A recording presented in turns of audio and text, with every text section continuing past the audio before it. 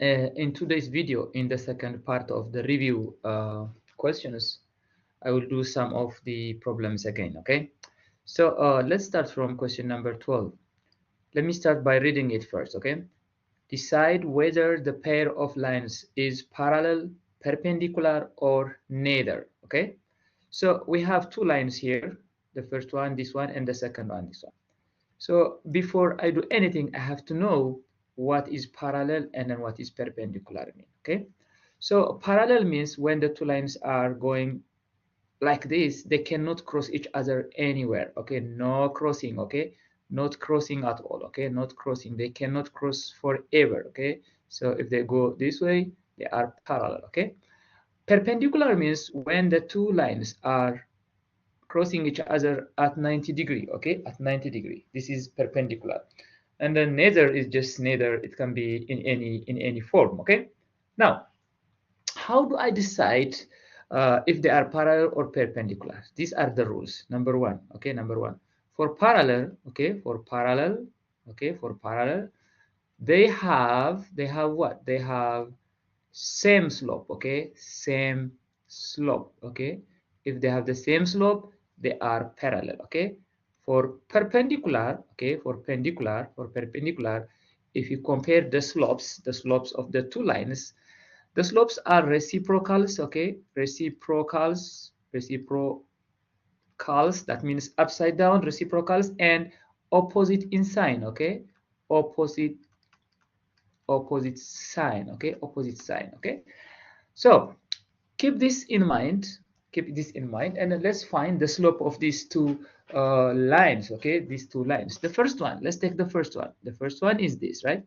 3y plus 2x is equal to 3, okay.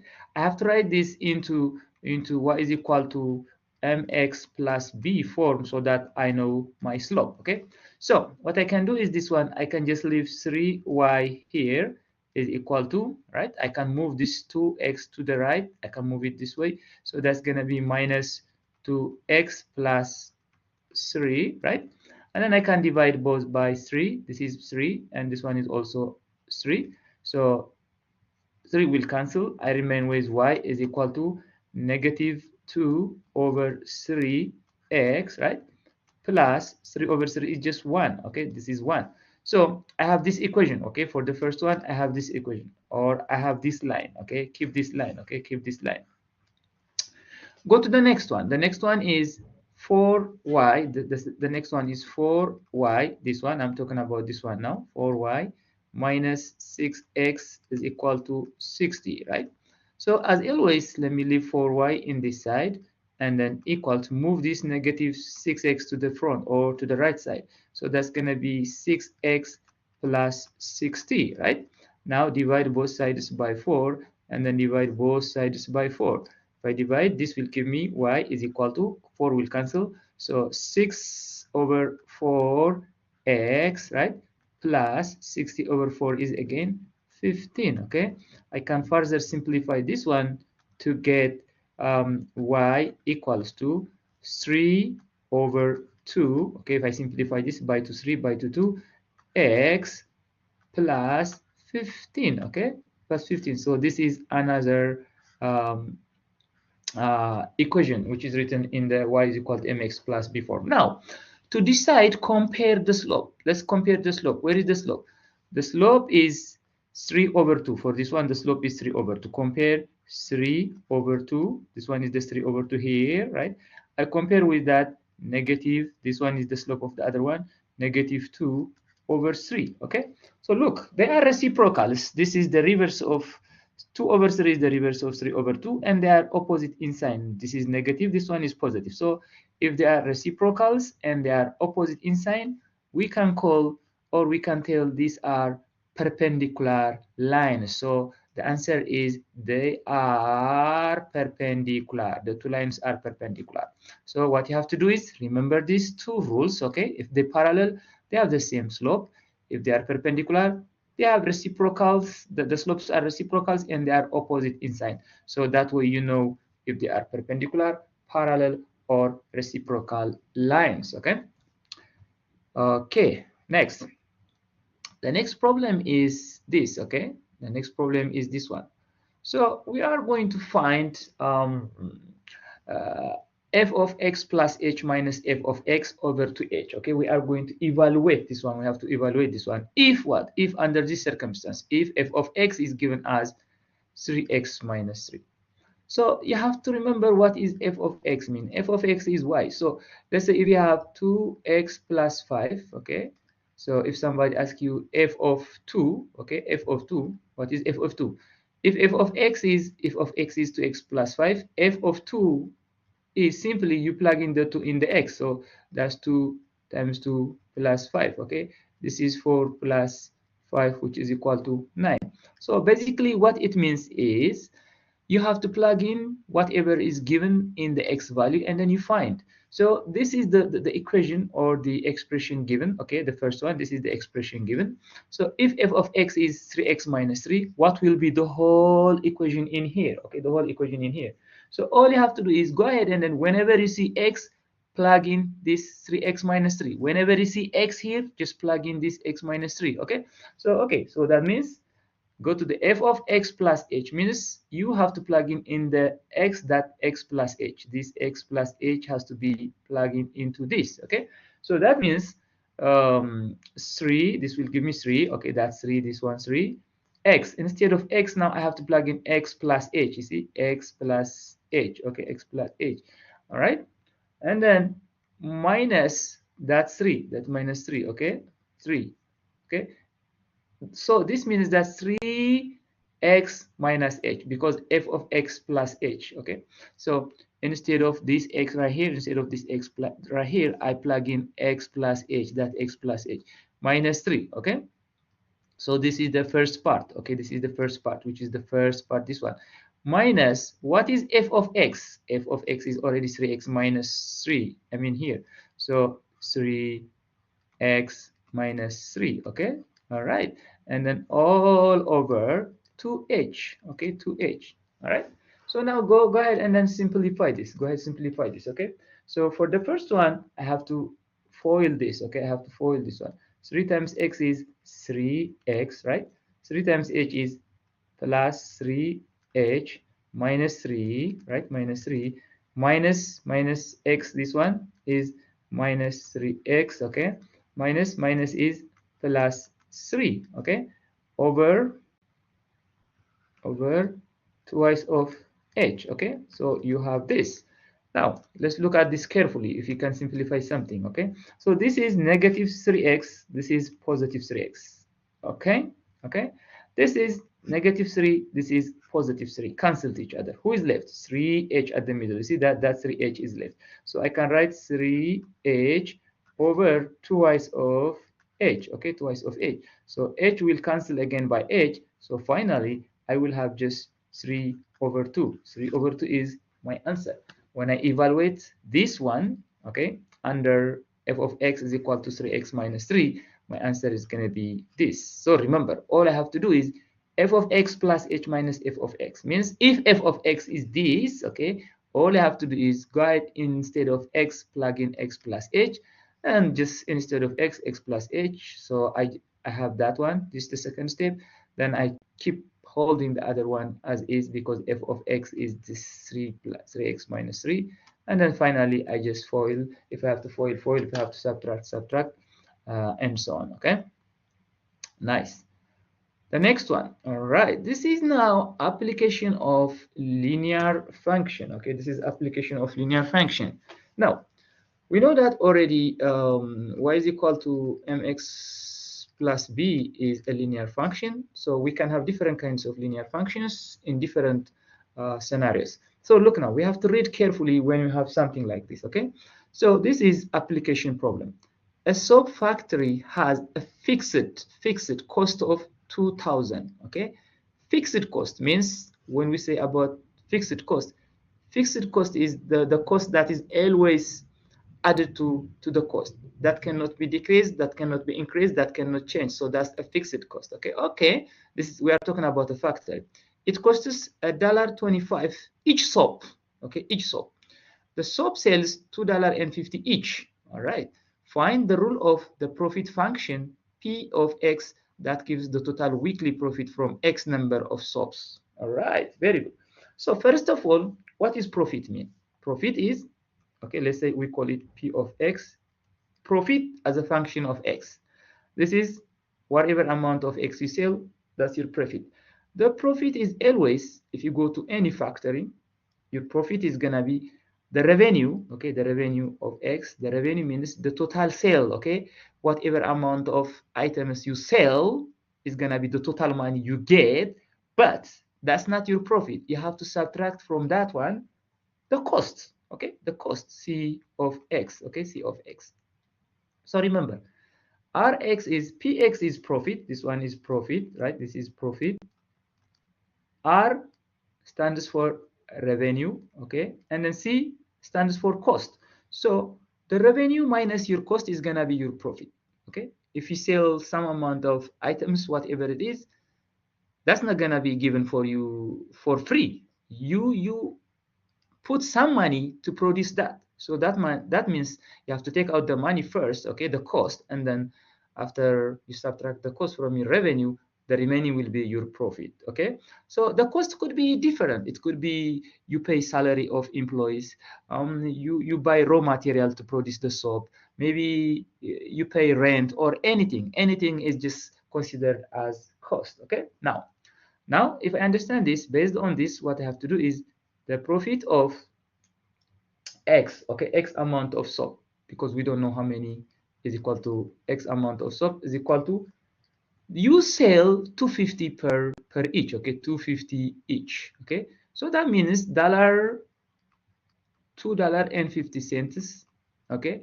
You multiply that by X amount of items. This X amount of items is soap. If it is 100 soaps, 200 soaps, 300, 400, whatever. So if you sell them by 2.5 times 250 times whatever that amount is gonna give you the revenue, the total money you collect, okay? You now subtract, because remember here, it costs us $1.25 each soap, okay? To produce each soap, you have to cost $1.25. That's why you are selling it $2.50 to get a profit. Otherwise, if you sell it $1.25, it costs us $1.25 to produce, and then if you sell it the same amount, there is no profit, so it's meaningless, okay? So, but there is also additional $2,000 cost. In addition to the $1.25 per each, you have also $2,000. That $2,000 could be, I don't know, it could be a rent or it could be employee salary, we don't know. So you have to subtract what? The $1.25 times X, because the X is the amount of soap, against another subtraction from this money, $2,000, okay? Another $2,000, okay? Another 2,000. So you can rewrite this one in different form. P of X, the profit, is given by 2, okay, 50X, right?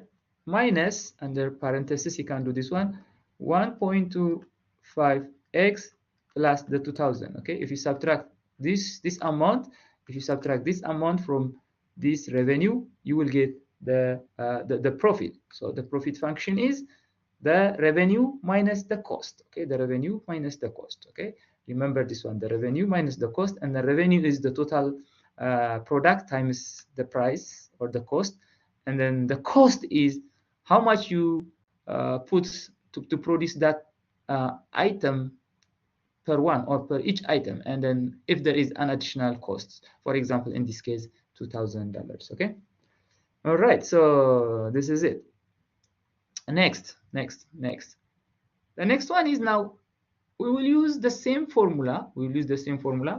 It's asking you this. Let's say, for example, according to this one, how much money would the factory earn from the sale of 4,000 soaps weekly?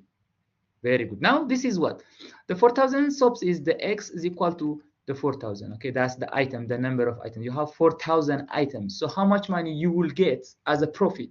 Okay, how much money you get as a profit if you produce 4,000 per week? This is, now you have the rule. So P of what? The profit of 4,000, okay? The profit of 4,000 is equal to what? You sell it each 250, right? 250, you multiply that by 4,000 because 4,000 soaps you have, okay? But then you subtract this amount of money, which is 1, because it costs us $1.25 to produce it, okay? It is 250 to sell it, but it is 125 to produce it, and then plus additional $2,000 you have to pay. Okay, you have to pay $2,000. Okay, this is it. So now, is this 250 times 4,000 is how much? If you multiply this one, you will get at $10,000. Okay, this one is 10,000. This is 10,000. Okay, $10,000. You subtract. Okay, so 125 times 4,000 is plus 2,000 is 7,000, because this one is going to be 5,000. Okay, this is 5,000. You can use your calculator, plus additional $2,000. Okay, okay, this one. So this is 10,000. All right, 10,000. Right, minus 5,000 plus 2,000 is 7,000. Okay, 7,000. So profit when you produce 4,000 soaps per week, 10,000 minus 7,000 is exactly $3,000. So $3,000 is going to be your profit. Okay, this is your profit. Okay, you sell them by 250, but since you have to spend $25 each plus additional $2,000, you subtract everything this one, and then you get at the end of the day, even though you have $10,000 as a revenue, since you have $7,000 cost and rent, everything, I don't know, whatever it is, so you remain with $3,000 as a profit. Okay, all right, excellent. So let's continue to the next one. Okay, let's continue to the next one. So we are still in the cost function, cost profit function. So if the cost of a manufacturer to produce X items is given by this one, okay? So cost is given by this, okay? 10,000, right? You have 10,000 fixed, right? Plus 450 times X, okay? This item needs $450 to be to produce it. So, and then you have additional $10,000. Maybe this is something, a computer or iPhone or something, because something that was $450 per each. Okay, okay, this is it. So what is the average cost per item to produce 100 items? The average cost. Okay, when you calculate the average cost, you have to consider all the expenses, So in this example, for example, you have 10,000. Okay, 10,000 additional. So you have to consider this one also before you decide the sale price. To decide the sale price, you have to know first the average price of everything included. Then after that, you add some money and then you sell it to get a profit. Otherwise, it just doesn't make sense just doing something without a profit. So basically, we can do this way. Okay, average cost, I can have a formula. Okay, average cost is equal to total cost, right? Total cost over number of items. Okay, over number of items. All right, so okay, average cost is equal to, what is the total cost now? The total cost is this one. That means 10,000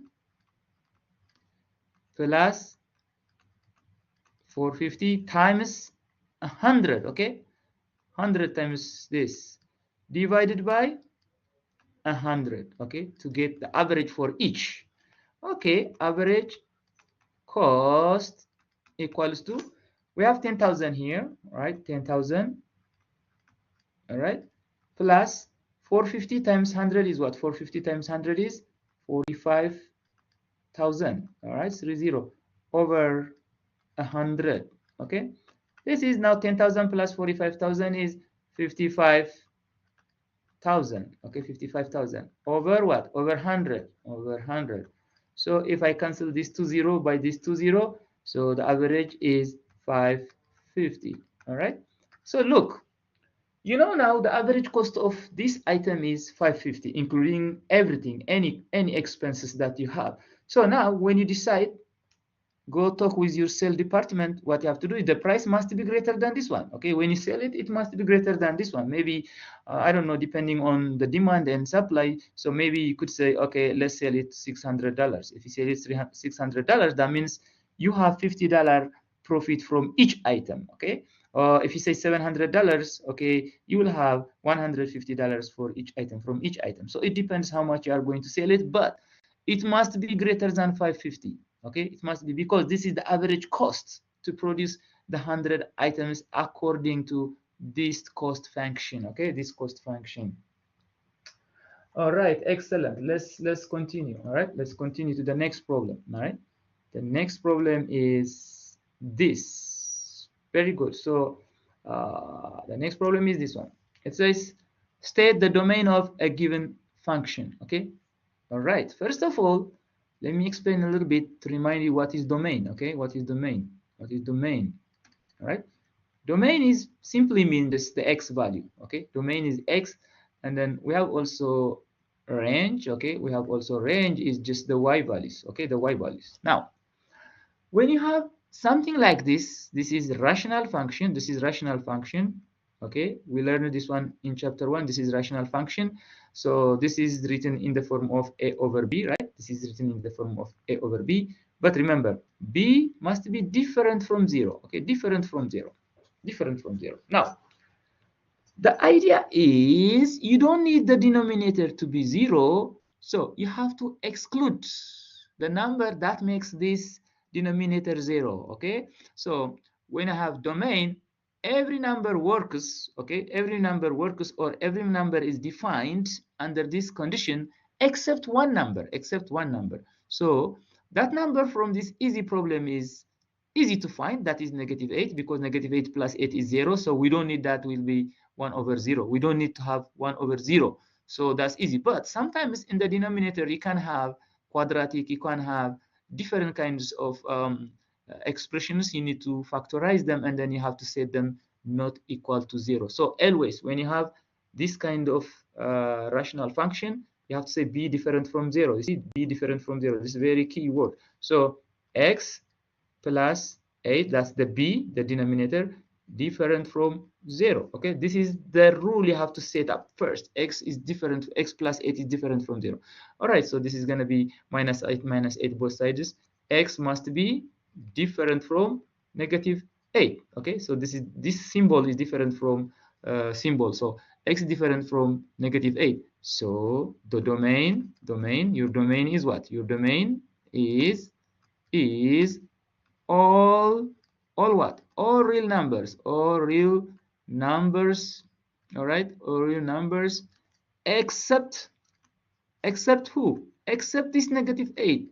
This negative 8. So this is the domain of this function, or this rational function, is all real numbers except negative 8. That means except negative 8, everything works. Okay, everything doesn't make the denominator 0. Okay, so it could be negative, it could be positive, it doesn't matter, but we don't need this one to be 0. We don't need this one to be 0. The whole thing, we don't need the whole thing to be 0. So the one number that makes the denominator 0 is negative 8. So my domain is all numbers except this guy. Okay, so this is how you answer it. Domain is all real numbers except negative 8. Why except negative 8? Because negative 8 messes up my rational function, because the x plus 8 becomes 0, and any number over 0 is undefined. Okay, undefined. Any number over 0 is undefined. So I don't need to have undefined in my function. Okay, that's the main point. This is when it comes to rational function, which is a over b form. Okay, what about if I have a square root function or radical function like this? Okay, it's the same question, domain, but if it is like this, what are you gonna do? Well, previously you remember you said different from 0, right? Different from 0. But in this case, domain, the domain is, okay, the domain is, you have to set the one inside the square root greater than or equal to 0. Why greater than or equal to 0? Because anything under square root greater than or equal to 0 is defined. Okay, so if it is 0, square root of 0 is just 0, right? If it is negative, bigger than 0, that means, let's say for example, it is 4, it is 2, it's 5, 6, anything can be defined if it is greater than or equal to 0, greater than or equal to 0. But if it is less than 0, that's going to be negative number. Let's say less than 0 is negative 5. So this is not, this doesn't have real solution. No real solution for this one. No real solution. Okay, no real solution. So I don't need to have negative inside my square root. So what I have to do is, what makes this square root negative? I have to exclude that. So in order to exclude that, all I have to do is I have to set up the 18. Remember, minus x must be, this must be greater than or equal to 0. This is what I need. Okay, this must be greater than or equal to 0. This is the domain. Okay, the domain is this, means this works. Okay, all right, let's finish it. What are those numbers? All right, 18 is greater than or equal to, I can move the negative x to the right, it's going to be just positive x.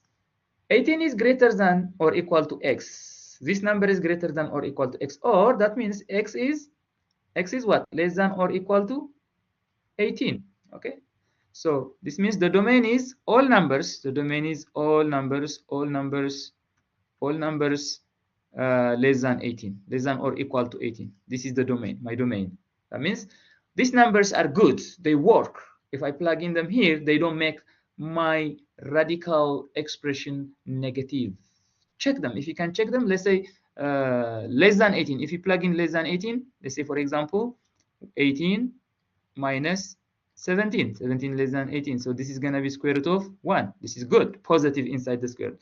All right, any other number? Well, square root of 18 minus anything less than 18, minus 4. Let's say for example this is just 18 minus 4 is 14. This is positive number. Okay, okay, equal to 18. Equal to 18 is okay. That means 18 minus 18, which is equal to square root of 0. Square root of 0 is meaningful, it is real, so that means this is okay. All right, but if I go greater than 18, let's say 18, right, under square root minus 19, okay, this will end up having negative number. 18 minus 19 is negative 1, which I don't need it.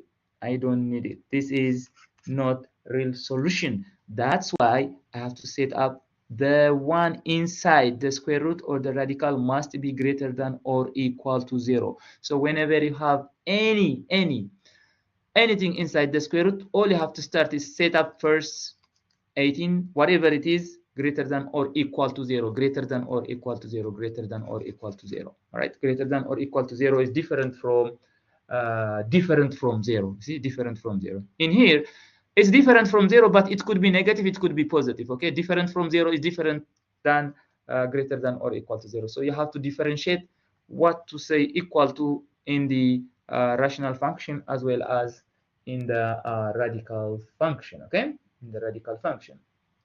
Now, the next one is graph the piecewise function. Okay, piecewise linear function. So this is a piecewise linear function.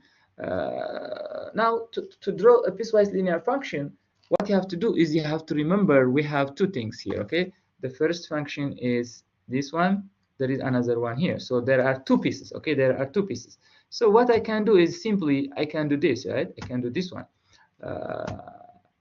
Let's say I can show you this simply. Okay, I can show you this simply like this. So I'm expecting two lines. Okay, I'm expecting two lines. So this one, right? So look, first of all, when you read, okay, let's do this first. Let's graph this a little bit more. All right, 1, 2, 3, 4, 5, right?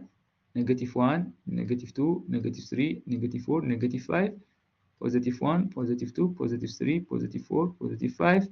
Again, 1, 2, 3, 4, 5, negative, right? So this is my x-axis, this is my y-axis. Okay, look now. F of x is 4 if x is greater than 1. So that means, what is the meaning of this one? If you have x greater than 1, the y is 4. That's the meaning of this. Okay, the first piece is f of x is equal to 4 if what? If x is greater than or equal to 1. So for any x greater than or equal to 1, your result is gonna be 4 according to this rule. This is the rule. The rule can be changed anywhere. Okay, so this is the rule you have to remember. Okay, so what I have to do, remember, or equal to, it's greater than or equal to 1. Okay, so greater than or equal to 1 is these numbers right here for x value. So when it is 1, exactly 1, it's gonna be what? 4. 1, 2, 3, 4. 1, 2, 3, 4. So this is 4, right? This is 4 when it is 1. All right, so this is 4, right? When it is 1, it is 4. Remember, this is not bubble. This is just or equal to, greater than or equal to. That's not a bubble. Okay, remember, this must be this. It's included. The 4 is included. Okay, greater than 1 means just next 2, still 4. All right, 3, still 4, 4, 4. Everywhere it is 4. 4 greater than 1. X, if you have x greater than 1, you will have y value 4. Okay, according to the first rule. So the first is this graph. Okay, this graph. The second is f of x is equal to x plus 2. F of x is equal to x plus 2 for who numbers? For x less than 1. Okay, if you have x less than 1, any less than 1 number you have to plug in here, and then you see the result. Let's say x less than 1 is, who is x less than 1? For example, 0. Okay, 0. 0 is what? 0 is less than 1, right? Plug in 0. So f of 0 is equal to 0 plus 2. Okay, so this is equal to 2. Okay, when x is less than 1, for example, when x is 0, it's gonna be 2. Okay, when x is 0, it's gonna be 2. Where is 2? 2 is here. 2 is here. 2 is here. Remember, 2 is here. I mean, 2 is here, right here, right? Like that. So, but it is less than 1. Less than 1 means anything after this point. After this point. Less than 1 means here, here, here. You have to plug in all the numbers. Okay, you have to plug in all the numbers. So, let me try again. Less than 1 number, -1. Okay, -1. Because -1 is less than 1 numbers, right? So -1 is this one. If I plug in -1 here, f of -1 equals to -1 plus 2. This will give me what? This will give me just 1. Okay, for -1, this 1. So for -1, it's gonna be, this is 1. -1, 1 is here. -1, 1 is here, right? -1, 1 is here. Okay, just go -2 because it's less than -2. Okay, for -2, -2 plus 2, okay, it is 0. This is equal to 0. If I plug in -2, this is my -2. The y value is 0. The y value 0 means this is the zero line. Okay, this is the 0. Okay, -2, 0. All right, if you go -3, for example, if you go -3 plus 2, which is equal to what? -1. Okay, if -3 is here, the other one is -1. -1 is here, that means around here. Okay, around here. So look, this is gonna be something like this. So this will go all the way until this, but remember, this is not, it's not gonna touch it. So that means I can open it here. I can open it here. Okay, I can open it here. So for this one, it's not touching it, but for the first rule, it's touching it. So I have 2 pieces. Okay, I have 2 pieces. Maybe this is going whole, the whole is gonna be something like here. Okay, so let me do this one. It's gonna be okay, sorry. So this is gonna be my line. Still my line is here. My line is here, right here. Okay, so it's gonna go all the way, and then the hole is gonna be here. Okay, the hole is gonna be here. Okay, so that means these are 2 pieces of graphs. 2 pieces of graphs. The first one, this in here is for the second function. For the second function, all right. This one for the numbers less than 1. For the numbers where are numbers less than 1? All numbers less than 1 are all the way going to this side. Okay. So what will be the value of y? X plus 2. For the numbers greater than 1, all these numbers here, all these numbers, their values is 4. Always 4, 4, 4, 4, 4. So I have 2 pieces. This is the first piece. This is the second piece. Okay, the second piece. Basically, what you have to do is be careful the equal to, okay, or the less than everything. You have to be careful with it, and then you have to apply the rules separately. This is the first rule. This is the second rule. That's why we call them first piece and second piece. Okay, first piece and second piece. So in the piecewise function, you are expecting 2 graphs. So make sure you pause this one, try to understand it. And then it will be fine. Okay, you'll be fine. Okay, I hope you enjoyed the video. If you have any question, please contact me. You can email me. You can just send me a message. I will help you. All right, so have a great day. Thank you very much.